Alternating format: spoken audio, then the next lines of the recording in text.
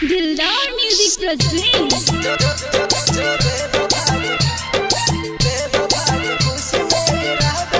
DJ Umesh Sukhipur बाजार।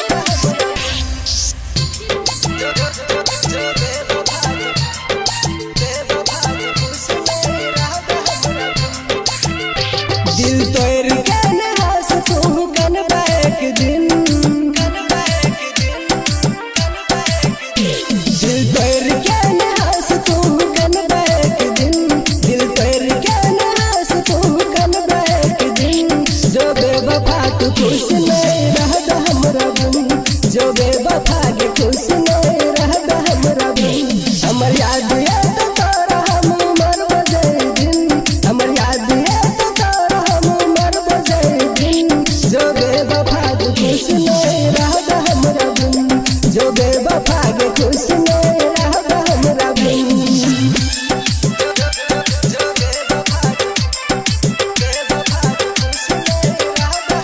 DJ Umesh Sukhipur बाजार।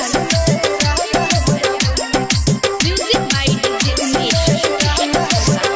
तोरा दिल से चाहलिया गे तैयो हमरा तू भुललही गे ताना मारे जमाना गे जान केहन प्यार निभलही गे केहन प्यार निभलही गे तोरा दिल से चाहलिया गे तैयो हमरा तू भुललही गे ताना मारे जमाना गे जान केहन प्यार निभलही गे हमर याद है तो तोर जान सुनने एक दिन हमर याद है तो तोर जान सुनने एक दिन जो बेवफा के खुश नहीं रहता हमरा बिन जो बेवफा के खुश नहीं रहता हमरा बिन दिल तोर के नास तू गन बैक दिन दिल तोर के नास तू गन बैक दिन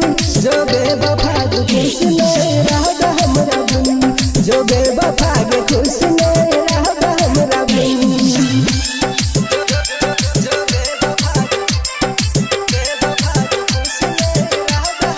DJ Umesh Sukhipur Bazar. Music by DJ Umesh. केहन प्यार तू करली गे हमरा पागल बनली गे दिल तोड़ के गलही गे जान ई तू ठीक न गलही गे ई तू ठीक न गलही गे केहन प्यार तू करली गे हमरा पागल बनली गे दिल तोड़ के गलही गे जान ई तू ठीक न गलही गे हमर याद है तो तोरा तू गन बैक दिन हमर याद है तो तोरा तू गन बैक दिन जो बेवफा के खुश नहीं रहता हमरा बिन जो बेवफा के खुश नहीं रहता हमरा बिन दिल तोड़ के नास तू गन बैक दिन दिल तोड़ के नास तू गन बैक दिन जो बेवफा के खुश नहीं रहता हमरा बिन जो बेवफा के खुश नहीं रहता हमरा बिन। दिलदार म्यूजिक जनकपुर। संपर्क नंबर 98 178 34 5 83।